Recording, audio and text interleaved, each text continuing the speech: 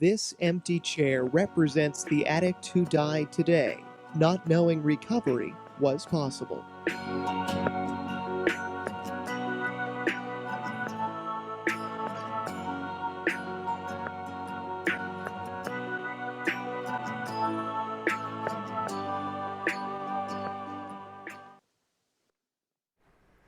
Good evening, everyone, and welcome to tonight's episode of The Empty Chair for the Addict Who Didn't Know Recovery Was Possible.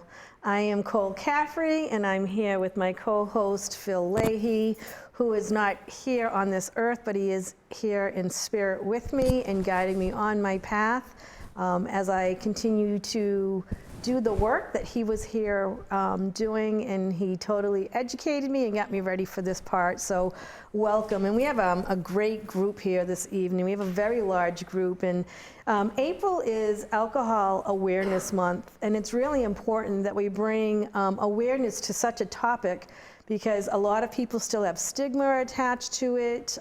Even the number of deaths from alcoholism are higher than other diseases as well. One of the things that we want to discuss tonight with this whole entire group, so I do have the entire Aftermath group here, which is a very amazing organization where I have witnessed Matt's growth from the very beginning, and I love what this the Phoenix represents, and I'm sure we'll possibly get into that conversation too. But one of the most important things, and my reason for having them here, is the role of community and support in recovery. These are the individuals and the opportunities that anyone struggling with alcoholism would be able to go to treatment. When years ago, there was not many treatment centers for an individual to go to. And they would have to suffer, they would have to actually be in a psychiatric ward to go through detox, which is what I was in 1987. Versus a detox. So to now we have better places to go to, and the most important part is the aftercare after we complete detox. We have noticed that individuals that go into detox and they would return home, there would be a continuum of relapse after relapse because they weren't changing the wires in their brain, and they would just go back to that pattern of, oh, you know, at 5 o'clock I open the refrigerator door and I grab myself a beer. So having an aftermath aftercare intensive outpatient program really changes the story for people. And so welcome all of you for being here. And Matt, obviously the handsome guy in the middle, he is the owner of this operation. And why don't you introduce yourself? My name is Amber Yanakopoulos. And what do you do for them, Anna? Amber, I'm sorry. Amber, sorry. It's the Boston accent, sounds like Anna. I'm a primary therapist at Aftermath Addiction Treatment Centers. Awesome, thank you. I'm Tara Colleen. My role there is I do case working with the clients that are there and a lot of recovery advocacy and try to help the clients get acclimated with the other things that they need as well. Awesome. My name's Hillary Glenn, and I am the clinical director at Aftermath. Awesome. My name is Michael Brodetsky, and I'm also a primary therapist at Aftermath. Nice. So Matt, tell us a little bit about Aftermath and how this got started. So I'm Matt Gannum. I'm the CEO of Aftermath Addiction Treatment Center. We're located in Wakefield. We're an aftercare outpatient day treatment program. We offer intensive outpatient, partial hospitalization, and outpatient therapy. One of the things that you were talking about of going through a psych ward and how difficult it is, the challenges of building that foundation is long-term treatment, and that's more of what we provide than the acute inpatient, detox, residential, where longer term we see people and actually like see the change in people with this amazing staff that surrounds me and the work that they put in. You see people that come in through our doors that are broken, that are kicked out of their house, that the wife's leaving, husband's leaving, kids don't want to talk to them, and then over, you know, a couple months, 60, 90, 120 days, you start seeing them come back to life. You start seeing them gain things that they were losing, getting back into the house from the couch to the big bed, get to see their kids. You know, we get to really be like vessels for that message of trying to show people that, you know, that you can turn your life around and live like a good life. Like that's one of the things that stands out about us in comparison to other places is the staff. Yep. And the community and the family agree. atmosphere that we have is like second to none. Yeah, like the Absolutely, best great. staff in the business, I would say. So what made you folks all get involved in working in this type of field? Me personally, Yes. I'm a grateful recovering alcoholic. Amen. Thank you. Going on 4 years. Amen. Let's go. Thank you. That's beautiful. Thank you so much. And I can just remember feeling so hopeless going into treatment. And, you know, thankfully, I wasn't in Aftermath, unfortunately, but I was in a PHP IOP program. And that really planted a seed for me because it turned my life around. And I wanted to be able to be a part of that too. So. And prior to going into a PHP, had you tried to get sober before? Yeah, so I started trying to get sober probably 18 or 19, and it was just the endless cycle of the spit and dries and Right. coming out and not having any community support, thinking I can do it alone. Right. So in the beginning, there were the psych wards, but as I got into my 20s, then it started the detoxes, and I don't think I entered my first IOP until I was in my 30s. Okay. So, or PHP. Yep. So it's been a blessing, and I'm happy to be And a I'm part realizing of as we're speaking that we're using initials. So Tara, can you tell us what a PHP and an IOP stands for? Yeah, it's partial hospitalization program. Yes? What does that actually mean? So what they do is the clients come in there, they come in there during the day for the full-time groups during the day, and then we have the individualized outpatient program when the people come in there in the evening time. Okay. So it all depends on what works best for the client. Like some might work by day, they're gonna come in there at night. And then there's also continuity where we have people come there full-time during the day and they might wanna transition over to night. So it depends on the client and what works best for them. Okay. And Matt, did I understand correctly, you do offer sober living, or is that something you would help an individual with? It is separate. I Okay. own 4 sober houses in Everett for Out of the Shadows for men. Yep. I don't own any women's homes. Not going to dabble in Good. that. You know what I mean? Smart. Definitely. I ran a program before, as I've been on your show a bunch of times that we talked about in the past, and the women's house was, Yep. kind of wild. Yes. Which, Go on the- ladies. Woo! Ladies are, women are a whole different animal trying to help. But, Yep. unfortunately, there's also, more men's programming than women's, which is a very difficulty in something like that situation. But I personally believe that women should run women's programs, men should run men's programs. We're in agreement in that there. sense, you know what I mean? So, Yes. we won't be dabbling on that end of things. But you would we help individuals, Yeah, okay. we help people find different sober livings, depending on their need and what they're looking for. But there isn't any housing attached to Aftermath. Okay. It is, a standalone outpatient program. Nice. So, Nice. it is a little different than some of the other places that have opened. So. Okay. And Hillary, can you talk a little bit about your role? You said you were the director of these beautiful clinicians, and a little bit about what that looks like. So I'm the like you said, I'm the clinical director at Aftermath, and I'm lucky that I started off as a regular therapist there at Aftermath. So I was actually their first hire, outside hire, other than the original dream I team. remember the phone call. Are they good to go to? Yes, they are. So I know what it's like to be on both sides, and Yep. when the opportunity came along for the clinical director opened up, I was ecstatic. But I'm blessed to have the opportunity to be able to oversee the clinical program, and that's just stuff like making sure all the therapists are okay, checking in with them, and making sure they're doing everything they're supposed to be doing. Yep. And then like group schedule. Making sure everything's covered, signing off on all the paperwork, making sure that we're up to date with like JCO and BSAS, all the governing bodies, and just running the day to day. I'm downstairs on the main floor with them all, and just checking in on everyone and making sure the day's running smooth. Awesome, and thank you for saying JCO and BSAS, because what insurances do you folks take? So those are 2 licensed bodies. Joint Commission is more of a compliance. Yep. Oversight, and then BSAS is what we get licensed through. Yep. Insurance that we accept most private insurance. Okay. We also accept Tufts Mass Health, and we're working on WellSense contract. We're contracted with the Mass Laborers, Modern Assistance, and then we should be contracted with Harvard Pilgrim, June 1st. Amen. So. And that's amazing that Mass Health is getting more and more involved because it gives the underdog a better opportunity Absolutely.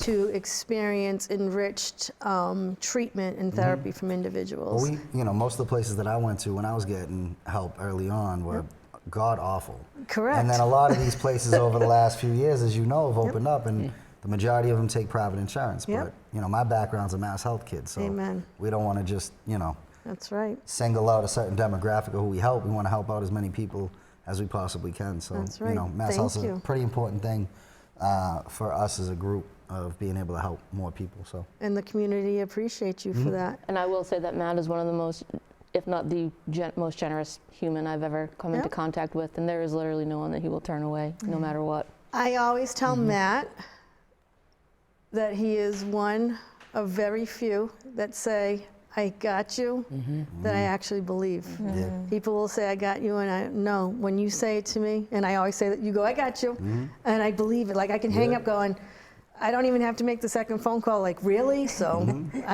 you all are blessed, and he's blessed to have all of you. Like this is a dynamic They all team. make me look good. Yeah, that's their job, though. It's Absolutely. always someone's job to make their boss look good. Yeah, That's when you know you're doing your work well. And young man in the back, you're a clinician. Yes, ma'am. And what made you get into this field, and why'd you pick Aftermath out of all the places you could have gone? Well, Aftermath was the first place that gave me an opportunity, so I had to jump on that.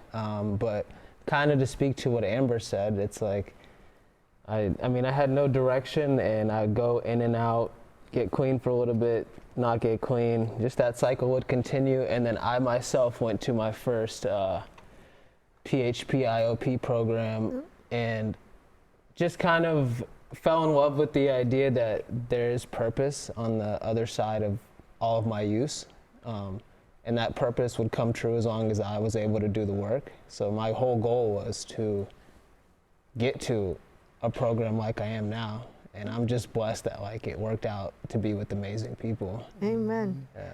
Like some people dread waking up in the morning going to work. Don't you guys just can't wait to get there so we can see what prank are we doing today, and all of that. Absolutely awesome. And then I wanted to speak on, and I drew a blank when you were speaking. So it's Alcohol Awareness Month. So can anyone here talk a little bit about alcoholism? What if someone's sitting at home going, I wonder if I'm an alcoholic? What was something we could say to them to might help the process? The first question I always ask is, are you drinking against your own will? Are you drinking more than you want to drink? Are you drinking at times you don't want to drink? And are you able to stop once you put that drink in your body? And if the answer is yes, any of those questions, and you are drinking against your own will, meaning you say, I'm not going to drink today, and you do, or I'm going to have one and it turns into 12, you literally just ask that question, am I drinking even when I don't want to be drinking? And if you are, it's a clear indicator there might be something going on. Yeah. And if a family was listening and they had a loved one that's struggling with alcoholism, what is something we might tell the family how to navigate? I would tell them to, definitely look into going to a detox, to start out lightly, and tell them that, not to worry, because there's a lot of alcoholism rate, like you were saying earlier, Cole, it's spiked. And even we do outreach work in Boston. There's a lot of people down there now for alcoholism. It's not just drugs like people think. I know. It's misconstrued. We have a lot of people down there for alcoholism. And so I would just say, I would try to ease their nerves and tell them, don't be scared. You can come out on the other side, and try to just be like a peer for that person and support. And even at the first, if it doesn't work the first time they go, pick the bootstraps up again and continue on, it's okay.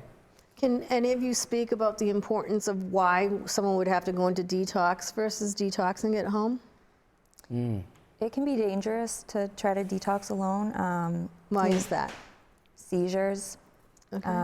I've seen it a few times where people will try to detox on their own and they end up seizing. Okay. You need that medical help usually to be able to detox, and just have that support too, right from the get-go. All right. And then they often say if you're on antidepressants and drinking alcohol, that's a bad combination. Can anyone talk to us to why that would be?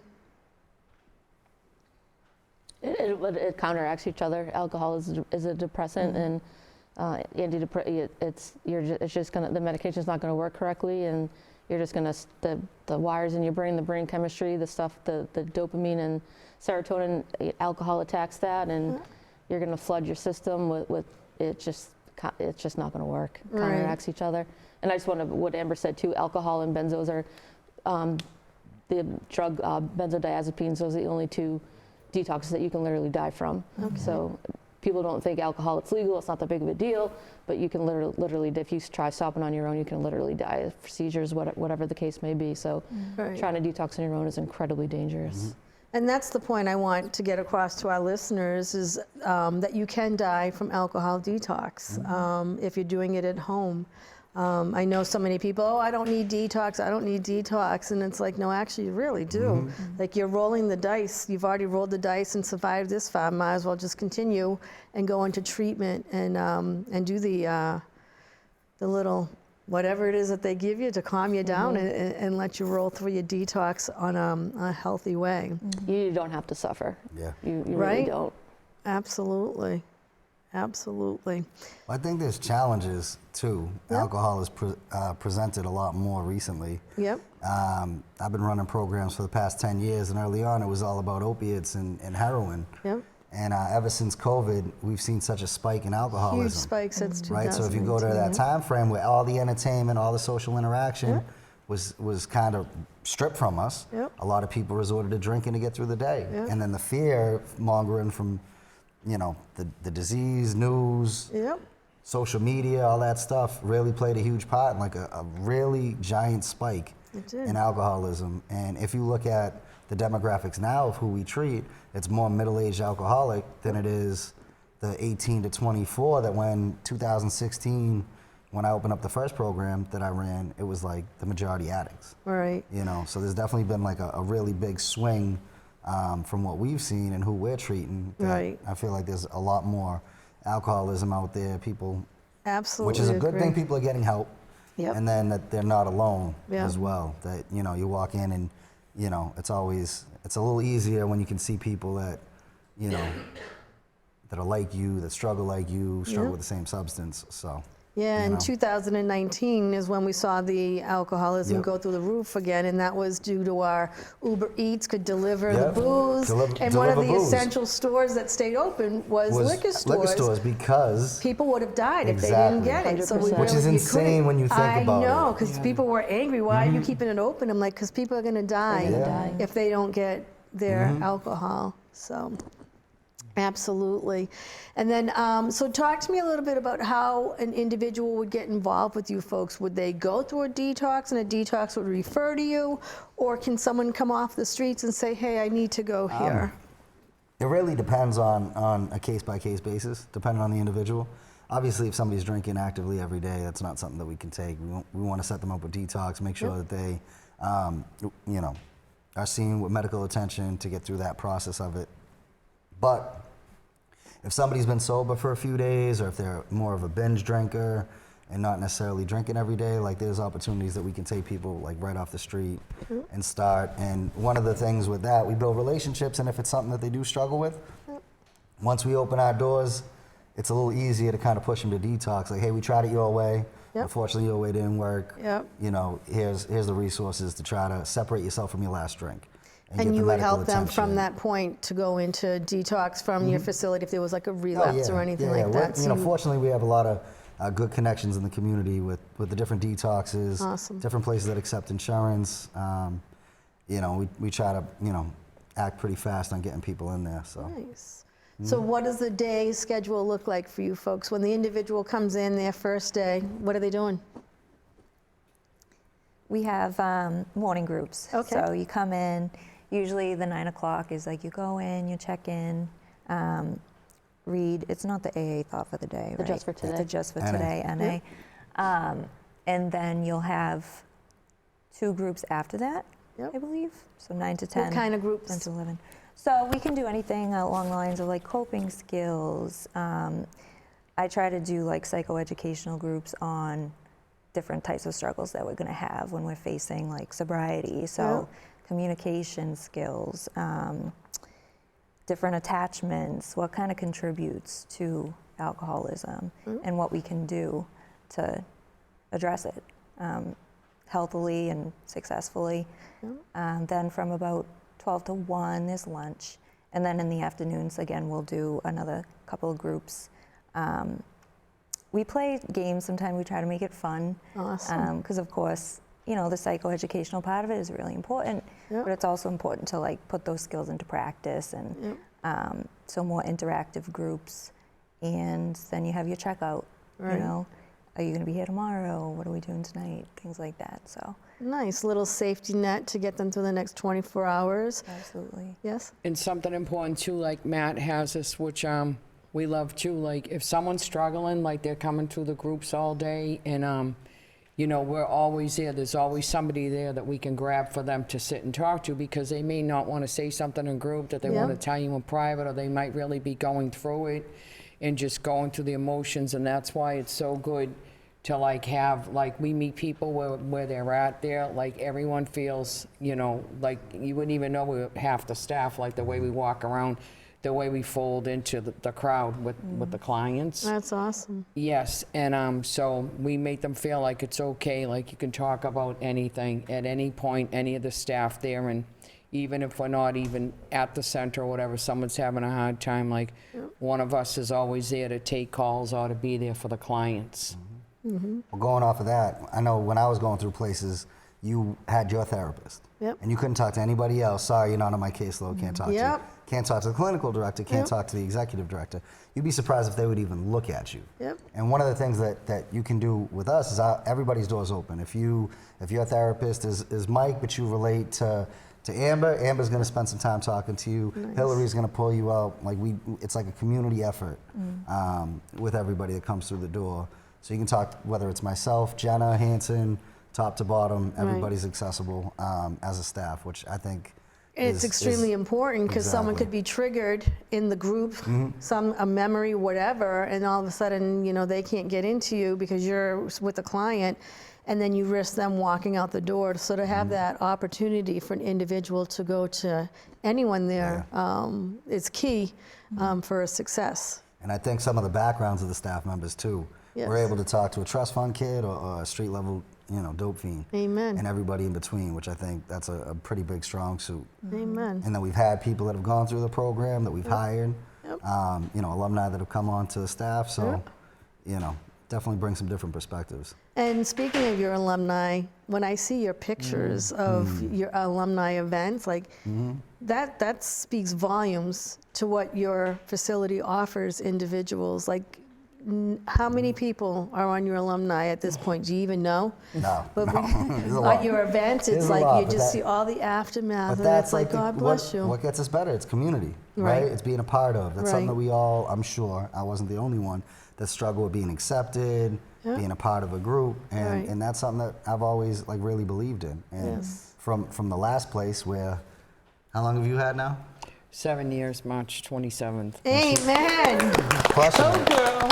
And she went through the last place I ran with the same, you know, approach and mentality, and it's like that's like one of the coolest things is you see people achieve this long-term sobriety, long-term recovery, and get to like enjoy life. And then, you know, because I'm sure you remember when you go into places that like 5% of people are gonna get clean, which I don't believe in statistics. If you put the work in, you are going to get the return, and that's what we try to, you know, try to push on the clients is like. if you Back put when the I work in, got you get the sober, return. it was 1 in every 10, and I was so nervous. I'd walk into an AA meeting and I'd count, make sure I wasn't sitting in the 10th chair because I wanted to make it. Fear-driven stuff right there. Like, oh, you're not gonna make it, or you're gonna do this. It's Yep. like, no, let's, you know, Absolutely. try to build you up, you know, love you up a little bit, you know. And put what you in a is position to succeed. your thoughts about relapse as part of recovery?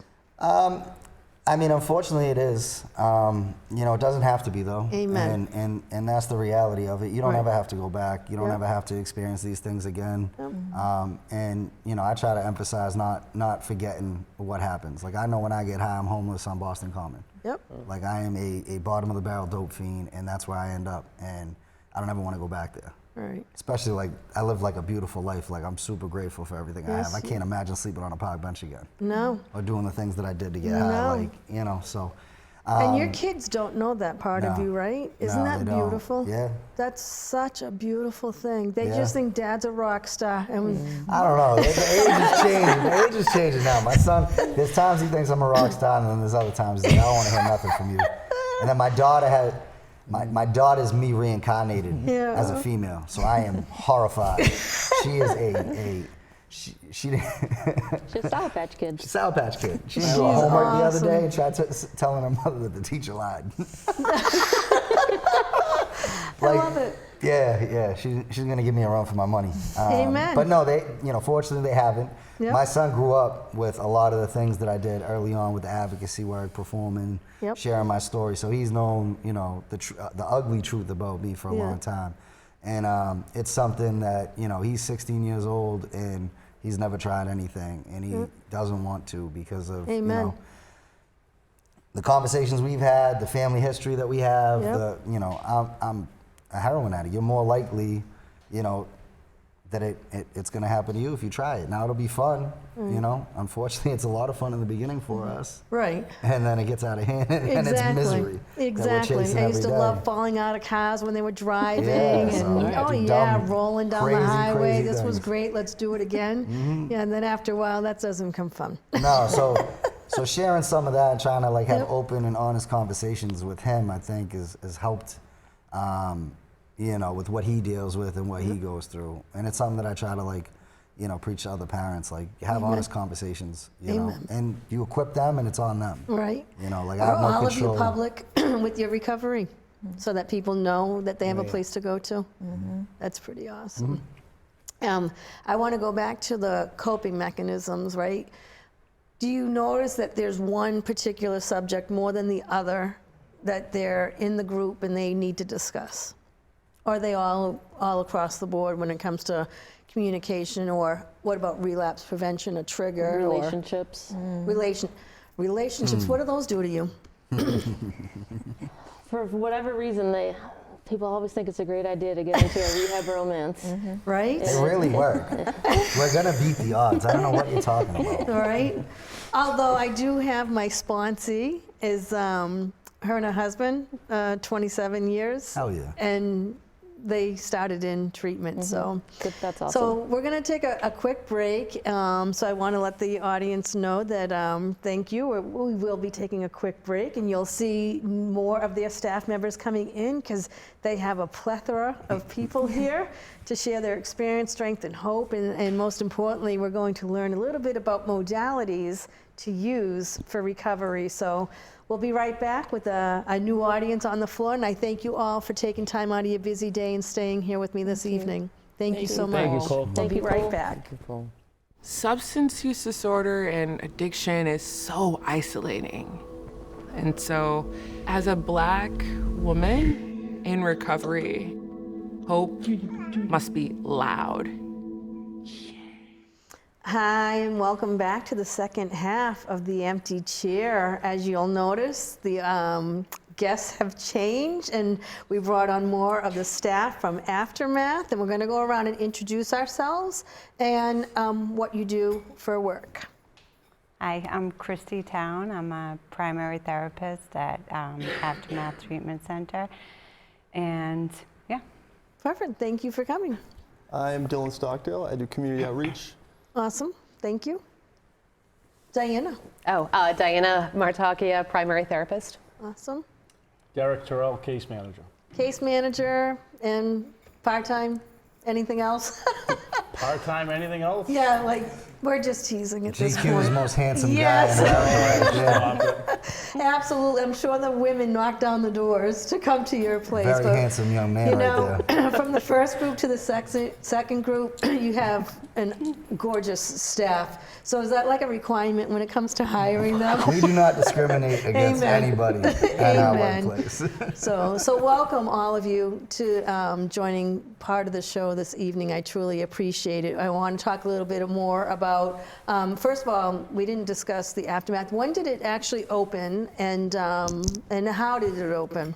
Aftermath opened in October of 2020, in the middle of COVID. So I had a situation at the last program that I ran that was pretty tough falling out, and I was left hitting some pretty lows at the time. And the initial reaction of what I was going to do next was create Aftermath. Right. It was the aftermath of that situation. The phoenix was rising out of the ashes out of that. Amen. And I thought it was a fitting personal touch to it for me, as well as as you know, I'm a writer. Yes. And one of my favorite metaphors is talking about like being reborn as a phoenix. Yes.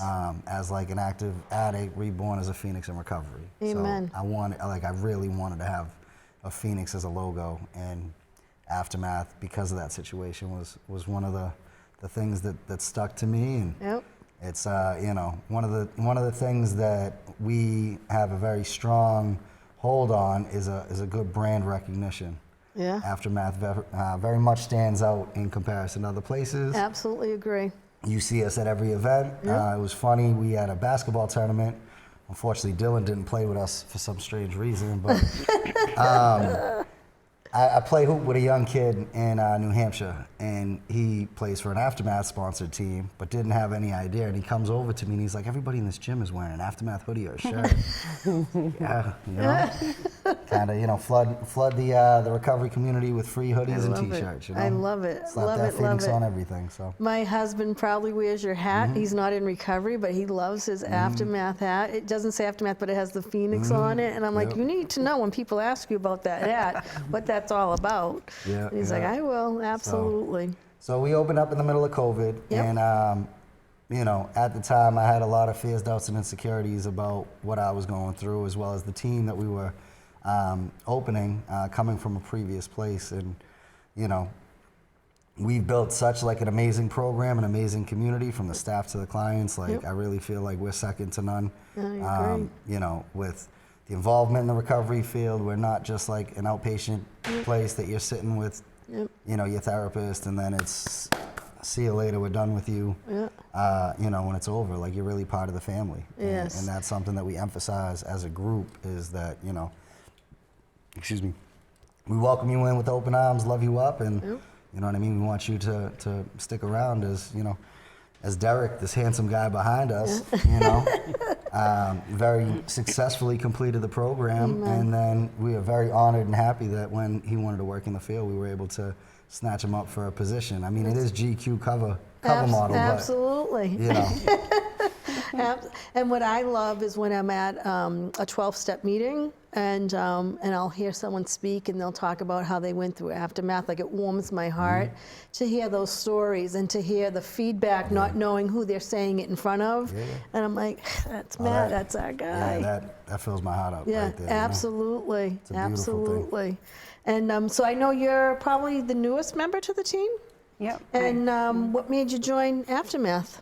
Well, I knew the sweatshirts from the events. Yes. And yeah, they're very popular, the sweatshirts. No, I've always heard good things about it. Yep. And I just thought, Plus, they're at all of our events for MVP Yeah, ASAP, yeah. because not only do you work for them, you are a board member of MVP ASAP, so thank Yeah. you for that. no, thank you. Yes. Yep. So, and I'm very happy that I have the opportunity to work here. It's been a great experience thus far since January. Yeah. I've been with them. Yep. And what I love about knowing you personally is watching you step into who you were meant to be, and them encouraging you to be who you went to school to be and all become. And I love to hear your positiveness after a day's of work. Like, I know that you love going to work, I do. and that's a beautiful thing to, as your friend and someone Yep, in your you've been life. with me through my whole journey. Through your whole journey from Yep. Started at your sober house, and Yep. now here I am 6 years later. Amen. Amen. Yep. And you're crushing it, and I'm extremely proud of you, Thank you. definitely. So I know you do something a little bit different. It was called Community outreach. Community Outreach. So what does that look like? I, Besides not playing basketball for Aftermath. it was a good Hold reason. on. You beat us in the championship the year before. You got to repeat Okay. it. you know? Exactly, exactly. Even though we both didn't win the championship. It's That's true. garbage. That's true. Yes. Next year we got them. So I go into the community and get our name out there, whether it's with businesses, police stations, therapist's office, psychologist's office, family, just to let them know that we're a resource wherever needed. Awesome. Colleges. colleges, yes. Oh, that's huge to go to the colleges. That's where it's needed a lot, especially with alcohol, definitely. And what made you join the Aftermath team? I was working for an outpatient facility for a few years, and I was the director of a site that they were closing, and it kind of aligned where Matt heard that I was gonna be transitioning out of that job, and he had an opening, kind of stars aligned, and I couldn't be more grateful. Amen. Amen. I love hearing like the grateful, the blessed, and all this. And you in the back, young man, I heard him say that you went through the program. Yep, I'm a former client. I never left, so they had to give me a job. I just kind of hung around until they gave me a job. But no, I'm so grateful, you know, to Matt and Jenna and John Hansen and the Aftermath team as a whole, especially my dear friend Nikki Corvo. I mean, the patience and guidance that they showed me in early recovery. You know, when Matt says, you know, it's like a family environment, he's not lying. I mean, we have, you know, we come in there and you get a hug the moment you walk through the door. And for some of us, that's a little uncomfortable, right? Because we have these defense mechanisms that, you know, we don't want to let anybody in, you know what I mean? But those walls kind of get broken down pretty quickly. And it's just, the place just holds, you know, has a very dear place in my heart. Aftermath will always have, and I'm blessed that they were fortunate enough to offer me a position to join the team. Are you comfortable sharing a little bit about your recovery? Like how many times did it take you to get your momentum to be where you're at today? Oh, I probably lost count, to be honest with you, if I'm going to be brutally honest. You know, I was, you know, my addiction issue started at 17 years old. I used, you know, I lost my mother, and it was a very painful time, and I didn't want to deal with that grief. I didn't want to process that grief, so I started drinking, and then I pretty quickly found Oxycontin. That did exactly what I wanted it to do. It numbed me out to the world, but that coping mechanism pretty quickly gave way to a physical addiction. So like from the ages of 17 to 30, I mean, it was a nightmare, just kind of a highway of horrors situation. And you know, the resources available to people in Massachusetts in recovery mental health weren't nearly what they are now back in the late 90s through the 2000s. So, you know, similar to like Matt's story of like, you know, some of the rough treatment centers that I had to go through, it was like 6 days and see you later. You know what I mean? There was 6 guys to a room. You weren't getting, you know, 2 to your room, your own bathroom, stuff like that, like these swanky places they have now. So, but I eventually, you know, I was fortunate enough to clean up when I was 30 years old. You know what I mean? And you know, life got a lot better, but it wasn't really recovery. It was just kind of abstinence, white knuckling it. And during COVID, I relapsed pretty hard. And, you know, I was fortunate enough. I had to go through Aftermath twice. First time was winter of 22. And didn't really get connected outside of Aftermath. And it's, you know, great community and great family environment. But, you know, after 60 days, I went back to work, and I didn't have any recovery. Like I stopped going to Aftermath, and I relapsed pretty quick. So I had to go back through in August of 23. And I think the biggest change that I made was I also got connected to outside meetings and other men in recovery outside of Aftermath. And again, the patience and guidance those men have shown me in my recovery community has been very instrumental in staying sober. That's true, right? Because it's all about community. It's all about, like, we were the disease of isolation, and what do we got to do? We need one another to survive, to get through on this. So thank you for and how long are you sober right now? 20 months. 20 Amen. months. Amen. It's a beautiful thing. Beautiful thing. And you, young lady, I know, tell us a little bit about you, and I know we'll be blessed to have this form of modality used at the end of the show, but what brought you to Aftermath?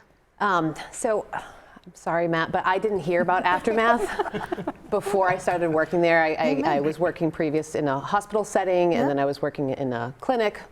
So I wasn't very familiar with Aftermath, but I saw the posting on Indeed, and it seemed like it was a good fit. And I will say this, the minute I walked through the door, coming from a hospital setting and a clinical setting, immediately I felt like 50 pounds of weight just melted.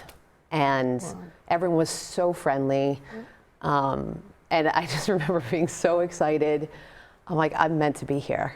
I'm meant to be here, you know? So and Matt has always been so supportive. The whole team, the staff has been so supportive, because the modalities that I do are expressive therapy. Yes. And I wasn't really able to do that at previous jobs. It was more clinically based. Okay. And so the modalities that I do, that I utilize more so, is expressive psychotherapy, using dance, movement, music, poetry, sensory, somatics, and I really try to involve the patients with that. It was a modality that was taught to me after I had got sober. I'll just say this, I definitely hit an emotional rock bottom in sobriety. I've been sober for a while now, and it really helped to pull me out of that rock bottom, that emotional rock bottom. And so I would love to my passion is that. And so I want to share that passion with others, and maybe they'll be supportive for them too. Amen. Yeah. I know when I was doing the tour of Aftermath and I went into your office, I didn't want to leave your office. I was like, this is so zen. Like, I just want to stay here and everything. So because it is Alcohol Awareness Month, can you speak a little bit about your experience with alcohol and how you got sober? Yeah. So my main vice was alcohol. I definitely, I'll say peanut butter and jelly. I played it with drugs, but I liked alcohol better, you know. I first got sober in 2010. Yep. And I white-knuckled it for about 3 years. Yep. And I stayed busy. Yes. I didn't go to any type of 12-step. I didn't do any type of treatments. I just stayed busy. And it was just a matter of time before that duct tape broke. Yeah. And so I picked up, and it was, it was just off to the races. And it was a 1.5 year relapse that brought me to places I never thought I would go. Fortunately, I happened to be passing by this sign of another facility that said America's #1 psychiatric treatment, and my ego, as massive as it was, that said, if I'm gonna go to detox, that's the one I'm gonna go to. So I went there, and it stuck. And the biggest thing for me was community. Yeah. I tried for so long to do it alone, fiercely independent to a default. And when I really stuck into the program, saved my life. And like I had said, hitting that emotional rock bottom that I hit in sobriety after some really tragic losses, what really held me together was my sober community. Amen. And good therapy. Amen. Yes. Therapy is key. Good Absolutely. Therapy. And how long are you sober? 8 years in May. Amen. Yeah. That's a beautiful thing. So if we have individuals listening tonight and like they're questioning getting help, the first step obviously is to call any of us, right? But reach out to me and we'll get you into any kind of treatment. And then from detox, when you were talking about the swanky places, right, of now and then, have you folks seen the Massachusetts Section 35 in Danvers? Do you not laugh? I went to Bridgewater. You went to Bridgewater. Do you not laugh when you walk in there? Yeah. Like, and the girls think they have it rough. And I want to say, really? Because this is, all the places are very high-end right now. Like, sometimes you just want to say, oh, yeah, I'll go into detox just to be pampered. Yeah, I mean, I will say that treatment has definitely gotten a lot softer over years. Yes. You know what I mean? Yeah. I know when I went through the Hamilton House in Dorchester, it was a very one-strike policy. Yeah. Couldn't leave for work before 7 o'clock. You had to be back at 5 o'clock. Yep. You went to a meeting and you had a half hour to get home. If you were 31 minutes late, your stuff was packed on the porch. It was very, punitive, I would say. Right. And over time, treatment has gotten nicer, a little It's more getting lenient. watered down, like this disease or recovery's getting watered down, and it's like, we can't water this down. Like, this is life or death for people, No, it's tough. When I got sober, if my sponsor said, walk on all fours and bark like a dog, I was going to do it because I was desperate, So I laugh when I think of the definitely shrieky changed places. over time Absolutely. for that, Yeah, and I'm glad you brought up like a different modality, because everyone gets sober. Not everyone's into a 12-step program. Some people get sober by music, by dancing, by art, by God, by going to church. Like there's just so many different modalities. And so what do you offer when you said that you offer? Obviously, we're going to be blessed with some of it tonight. Is some of it, like, do you have painting there? And do they pick what they want? Or do you go in and say, this is our schedule this week of what I'm offering? Like, how do you interact your modalities with your clients? Or is it a one-on-one basis with them? Yeah, no, great question. Thanks for asking. So usually we'll have split groups. Yep. So the clients will be able to choose. And Mondays and Tuesdays, I tell them to wear their dirty clothes. Nice. So that nobody freaks out over getting a little paint on them. But yeah, so mostly Mondays and Tuesdays, that's our messier days. Yep. So that tends to be the day when we'll utilize visual mediums, whatever that may be. Fridays usually is the sound bath. Yes. And Wednesdays, I like to focus more on psychodrama, the idea of like role play and more sensory and somatic based.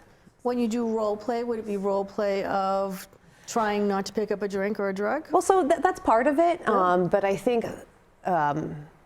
previously somebody had mentioned, Hillary had mentioned relationships. I think that's a main trigger for a lot of people. So in individual sessions, I will definitely role play with the patients I work with. I'm going to pretend to be so-and-so. Yep. Tell me what I need to hear or what you need to say. Or, but for the most part, just role playing different modalities, whatever comes up. I mean, I always have kind of a plan, but I think when it comes to recovery, I found it works best to just continue to be fluid.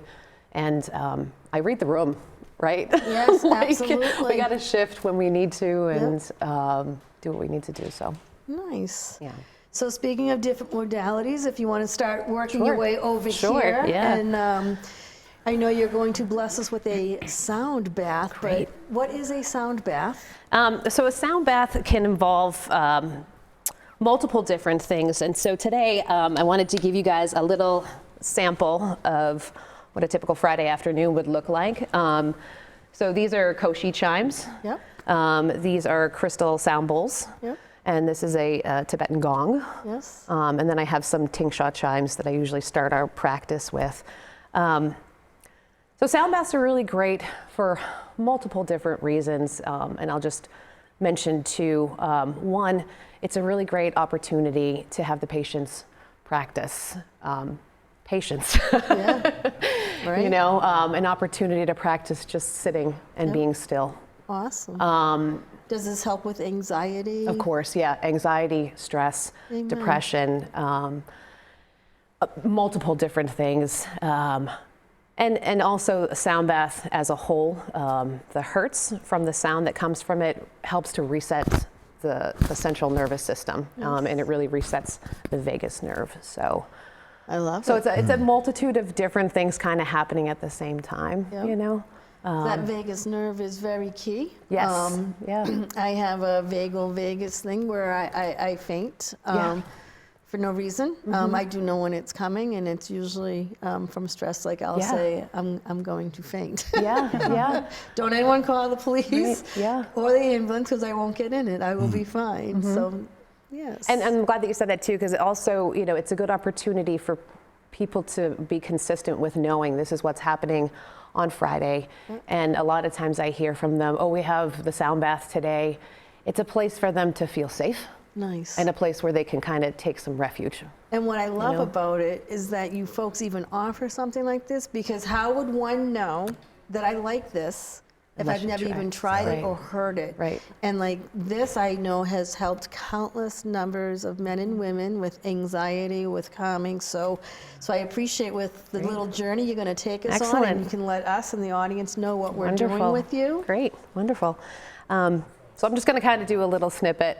So I invite everyone to just ground down in their practice.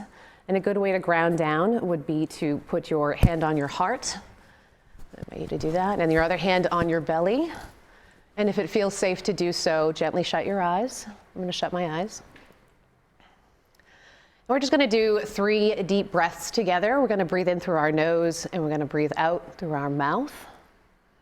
We'll do a count of 4 and an exhale of 4. So we'll do it together. So in through the nose for 4.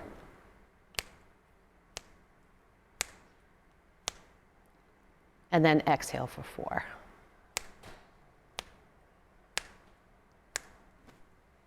Again, in for 4 through the nose.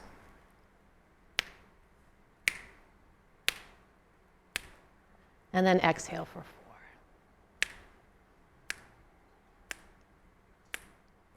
And I would like to open up our session. Usually we'll do a guided meditation, but for this we're going to do a little prayer. So this prayer is written from Catherine Turner, and the prayer, the poem, and the poem is called Beyond the Empty Chair. Amen.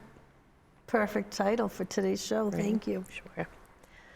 Look beyond the empty chair to know a life well spent. Look beyond the solitude to days of true content.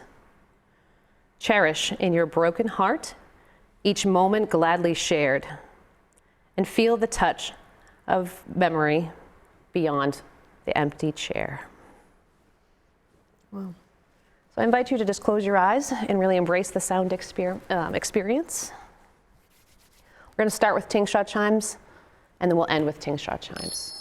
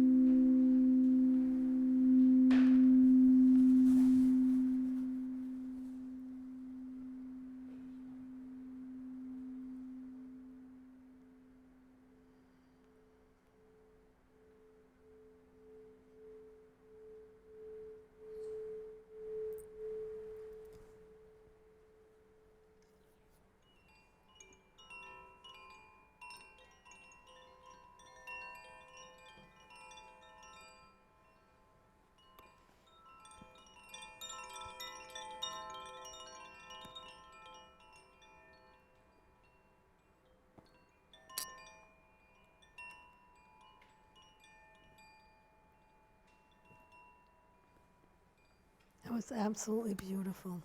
Excellent. Can you tell us what our bodies were doing when you were doing that sound? Wow. I think everyone's experience is different. Okay. You know, I don't think that there's a right way. Sometimes what's typical is people will see colors. Perhaps certain smells might come up. Perhaps they might have visions. Especially with the koshi chimes, sometimes memories might be triggered. Yep. These are the minors, so those help, and I'm glad that you asked this too. A lot of the expressive therapy, specifically with sound therapy, may potentially be an access point to healing and a deeper understanding that traditional talk therapy may not be able to do. So I can absolutely agree with that. Yeah. What did you folks think? I love it. I love attending her groups. Yes? It's great. And masculine men, what did you think? It was hypnotizing, for sure. Hypnotizing? Yeah. Were you able to close your eyes and be with it? Or were you guys like all over the place? A little bit of both. Okay. Yeah. I struggle with meditation in general myself. Yep. My mind, it kind of has an adverse effect. It kind of races. Okay. So I was trying to just focus on the visual of her just going around the bowl, and it kind of settled me a little bit, but Yeah. it's definitely an area I need to work at. Yeah. And that's a good point for Right. many that come into. Right. Some people, they can't. I know when I went to a meditation group in early recovery, they would close the lights and have candles, and they would meditate for the first 10 minutes. And I would be tapping my foot, shaking my keys, and they'd get so aggravated they'd blow out the candle and just start the meeting Right. because I was so disruptive. Yeah. You know, but now that was just very enjoyable. And I like that you said that too. It's a practice, Yes. and it's not that one way is better than another, because sometimes just being in quiet Yep. is enough. Amen. You know, so.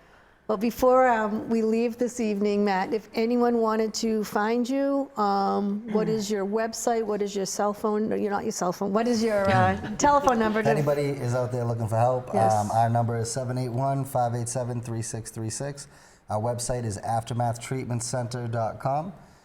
Reach out. We're on social media, Instagram, Facebook. We're pretty accessible. Amen. And any recovery community event, you're probably going to see us there. So. Amen. Thank you all for taking the time to be here with me this evening, and thank you to everyone that tuned in this evening. I hope you enjoyed the show as much as I did. And until we see you next show, please take care. And if no one told you they loved you today, I love you. Good night and God bless.